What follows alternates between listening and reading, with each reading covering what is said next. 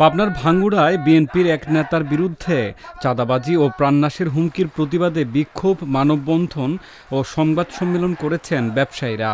23 September মঙ্গলবার সকাল 11টার দিকে পৌর সদরের বকুলতলায় ভাঙ্গুড়া শিল্প ও বণিক সমিতির আয়োজনে এই কর্মসূচি পালিত হয়। আমার চাঁদা দাবি করে, আমি চাঁদা দাবি অস্বীকৃত করার জন্য পরের দিন সকালবেলা আমার দুটা রেন্টি কার্ড চলে, সেই দোকানের রেন্টি কার্ডের ইয়েতে যায় বলছে যে বাবলু সাহেবের গাড়ি চলবে না,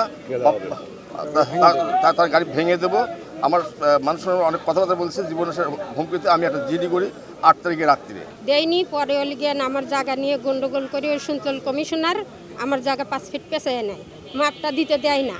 অনেকবার মানে যে করি ও দরখাস্ত দিতে বলল, মেয়র দরখাস্ত দিছি, মেয়র আমার কাজ করবে না, কেন আমাকে দরখাস্ত দিয়ে হেনস্থা করলো। শুরুতে একটি বিক্ষোভ মিছিল নিয়ে বাংলা পৌর সদরের প্রধান সড়ক প্রদক্ষিণ করেন ব্যবসায়ীরা।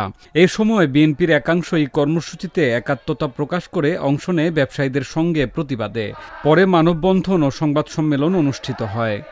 দু একজন ব্যক্তি ভাঙ্গুড়াতে চাঁদাবাজি শুরু করেছে, আপনারা দেখলেন। এক ভদ্র মহিলাও তার প্রতিবাদ জানিয়েছে আমাদের মঞ্চে এসে।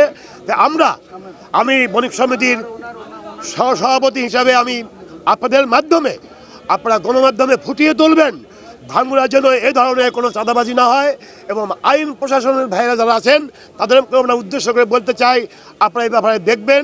এবং আমাদের ভাঙ্গুড়া শান্তিপ্রিয় জায়গা, আমরা শান্তিপ্রিয়ভাবে বসবাস করতে চাই। উনি যে চাঁদা চেয়েছেন, চাওয়ার পরে তিনি প্রতিবাদ করেছেন, এবং যখন প্রতিবাদ করেন তখন তার জীবননাশের হুমকি সহ তার গাড়ি ভাঙচুরের জন্য তারা ঘোষণা দেয়। যখন এই বিষয়টা জানাজানি হয় তখন দেখা যাচ্ছে যে আমাদের অনেক ব্যবসায়ী তার চাঁদার শিকার, কিন্তু তারা ভয়ে ভীত হয়ে এই জিনিসটা প্রকাশ্যে আনে নাই।